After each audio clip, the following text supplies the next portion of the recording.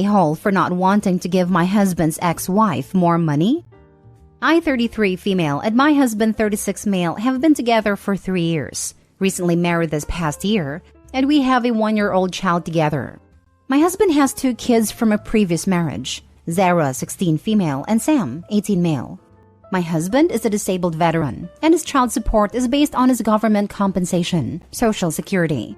Social Security determines the amount of child support his ex-wife receives per child, and her child support payments dropped in half when our son turned 18 and dropped out of high school.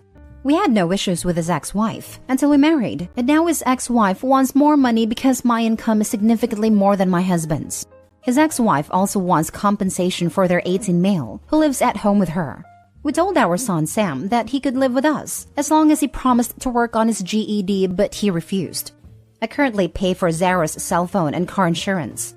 So am I the a-hole for not offering more money for child support?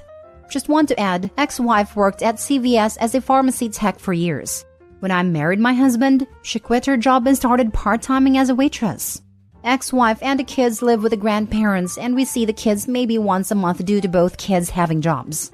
Ex-wife does not want to go to court because she is still paying on lawyers' fees from her second marriage and custody battle. So she wants us to come to an agreement to give her more money. Now for the top comments. Not the a-hole. Take her to court. She gave up a better paying job to be a waitress and is trying to leech off you and your husband and expects you to pay for a legal adult kid who has made a bad choice of not continuing or even finishing his education? Woof. We recently found out that Zara is missing school, and the ex-wife texted my husband that she will have our daughter drop out of school before being taken to court by the school for failure to go to school/truancy. Our daughter drives to school, and her mom works evenings, so she's at home when our daughter is missing school. Seems like the husband needs to get CPS and law enforcement involved. Your income has nothing to do with his child support. Not the a-hole. Just need to be careful about the possibility of imputed income, depending on where you live. True, I live in Netherlands, and the income of the new partner may mean that you have to pay more alimony here, because from that moment on, you can share living costs with someone, which increases your financial capacity. Not the a-hole. She shouldn't have left her better paying job to wait tables. Her financial situation is not your problem. Furthermore, she knows what she is asking is too ridiculous to take to court and is hoping you'll take pity on her. It's what it looks like. I hope your husband is in agreement with you. Joint finances or not, it would be coming from money you earned. And the layabout son needs to do something to better his life as well. Yeah, we are getting mixed opinions from my husband's family if we should give more money or not. My husband agrees with me. Anytime our older kids need clothes or shoes, we pay for them. We give the kids gas money. We've also helped with their car repairs. So we don't understand her logic for us giving her more money a month just because. We told the ex-wife that both kids could live with us if the financial strain was too much, and she adamantly refused. I also want to add that his ex-wife has claimed both kids on her taxes since their divorce 10 years ago. So, if both kids lived with us, she wouldn't receive child support or tax credits. Next story. Am I the a-hole for refusing to share my lottery winnings with my boyfriend's nephews? Children in our country sometimes sell stuff for their schools to fund school trips, etc. I think many countries do that, so I don't need to explain more. Usually, it's around big holidays, etc., and we have a Christmas lottery, something many schools sell. My boyfriend and I have been together for 13 years, and we are happily child-free. We have good incomes and comfortable living.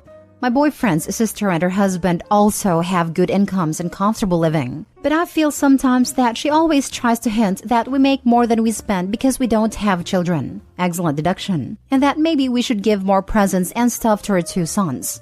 I don't agree. I put around 30 to 60 euros on a present. And whether it's good or bad, I don't care. I come from money as my parents had good jobs, but we learned from young age that is never the value of the present. And I had the happiest upbringing. Anyway, the sons get a couple dozens or more lotteries each to sell, and the idea is to go around the neighborhood, etc. But they're too lazy, and they make the family buy everything. And since my boyfriend and I have nothing important to spend money on, we end up buying the majority of the tickets, around 200 to 300 euros worth each occasion. It angers me a bit in the beginning, but my boyfriend seemed uncomfortable saying no, and I hate making him uncomfortable, so I said, oh well. This Christmas, I won about 150,000 euros. I was so happy because I never win stuff. But when the nephews heard this, they wanted their ticket back. I was shocked and said hell no. They called me like 50 times, and my boyfriend's sister and her sons showed up next morning to talk, then argue, then fight me. Then she asked to at least split it 50-50 with them, but I wouldn't budge. All three left in tears saying they will take me to court, and my boyfriend wants me to split or I'm being an a-hole. I usually donate 20% of my bonuses, inheritance, or any big chunk of money I get to charity. I thought I would do that and buy the boys the bicycles they were saving for, which cost around 2,500 each. I don't know why, but now I won't even buy them the bicycles. Am I the a-hole? Edit. My boyfriend is the one who pays for the tickets. He then splits the tickets. The winning ticket was one of mine. Not the a-hole. It's your money to do whatever you want with. Screw your boyfriend's family for being leeches, and screw your boyfriend for not standing up for you. Hope he should take the money and pay for the boyfriend to get therapy to start learning healthy boundaries and how to say no to family. Not the a-hole. If anyone else, more specifically a stranger, had gotten that winning ticket and not you, they probably never would have asked them to split the money, because that would be rude. But since it's their uncle's girlfriend, then apparently all of that goes out the door. You bought the tickets. The transaction was finished, so they were 100% your tickets and not theirs. So I don't see why you should have to share. Not the a-hole. Which court they were planning to take you? The court of entitlement? Court of idiots? If you decide to donate some money to charity, do it in their names. Maybe buy bicycles to kids in shelter or something. Your boyfriend should learn some boundaries. If he's fine being a doormat, that's on him. But he shouldn't expect you to be. If he really thinks you are an a-hole, then maybe he isn't the one for you. And don't forget to report them to the organizers for trying to claim ownership of tickets they sold. Not the a-hole OP. Not the a-hole. Seems like over 13 years you've spent thousands on these lottery tickets, plus gifts. You've been more than generous. They have no right to the winnings, any more than the clerk at a corner shop who sells a winning ticket. As for the ultra-expensive bikes, there's no reason they need them. If they are even considering such a purchase, they're not hurting financially. I'd suspect you were told about their saving up before Christmas in hopes you'd give them a significant cash gift towards the bikes, regardless of what they then spent it on. P.S. We have the same issue with fundraising in the US. Raffle tickets, cookies, whatever the kids are supposed to sell, it ends up with the parents pushing the stuff on relatives, rather than the kids selling to neighbors like it used to be. I used to make a cash donation instead. Next story. Am I the a-hole for kicking my sister and her kid out of my house because she refused to cover the damage her kid caused? My sister has been living with me for close to a year along with her 6-year-old son. She recently became homeless after what I'm gonna be nice and just call a series of bad choices. And since no one else would take her or her kid in, I decided to let them live with me until she can get back on her feet. Now, I'm a reasonable person, and I only have a few rules. Mainly, don't touch my things. Just respect my personal space and you're golden. That's not an unreasonable rule, right? Well, unfortunately, my sister just refuses to discipline her kid. Every day, it's just constant tantrums and fits. And any attempt I make to set him straight gets my sister up in arms about how he can't help it.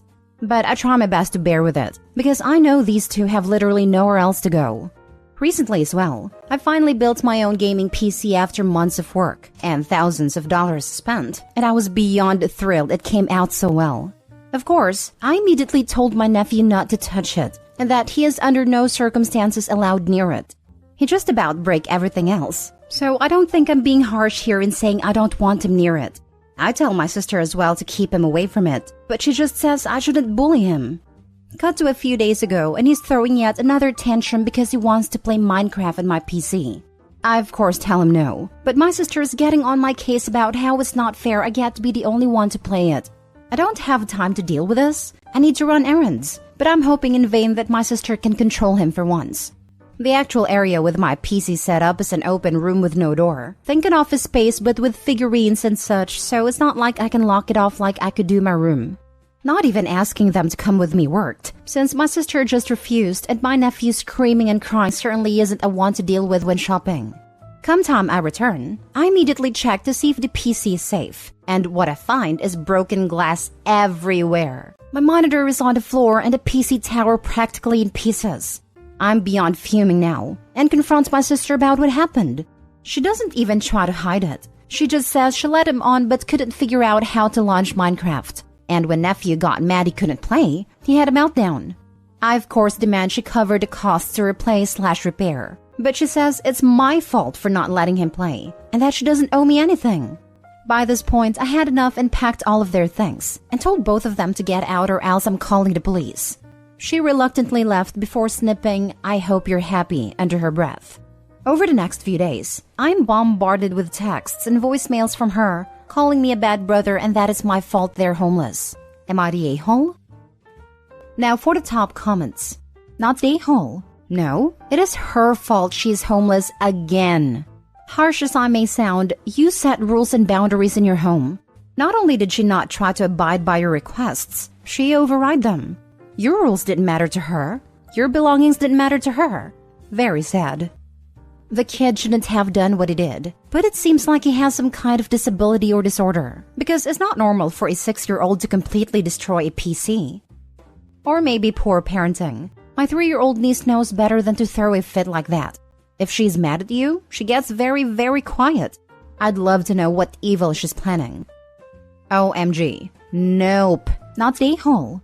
Just FYI, cause it sounds like you don't have any other kids in your life. Your nephew didn't have a meltdown. A meltdown is a kid having big feelings they don't know what to do with, and it comes out big. Your nephew is destructive and undisciplined. Not sure how he can get through school if this is how he acts. If this isn't fixed ASAP, he's probably going to develop something like defiant oppositional disorder. You can't let kids get away with destroying things, even if it's just a toy, when they don't get their way. That sounds like what happened though. Children need to have emotional regulation modeled and taught to them. They can also learn to seek reactions from adults if they're not getting the attention they want in other ways. Not the a-hole. I'm starting to understand what some of your sister's bad decisions might have been. The rules you set up were completely reasonable, especially since you were letting her stay there as a favor. One of the most basic things she could do is keep her kid under control. She brought this entirely on herself. And, despite what she said, none of this is your fault.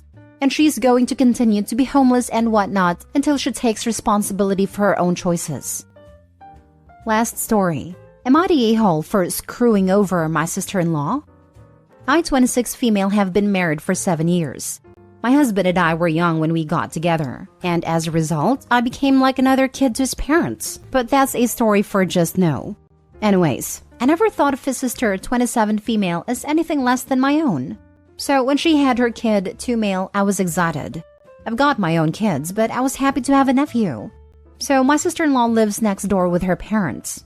The issue is that I've become the baby drop-off center. I need to run to the store turns into me texting her 4+ hours later trying to figure out where she is. It's always someone else's fault on why she's late. I'm in college online though and can't exactly do my work when her kid is on a sleeping schedule of 2 a.m. to 8 a.m. My kids attend school and need their sleep though they have a decent bedtime. I'll also add that I have a hard time telling people no and currently in therapy for that among other issues. Because of those reasons, when she came to me saying she had a job offer, she asked which of 2 schedules worked for me. Didn't even ask if I would be the babysitter. I told her neither did, so we agreed to a schedule where I'd watch him half the schedule and her parents would watch him the other. Usually her parents back out, but I told her that wasn't going to be able to happen.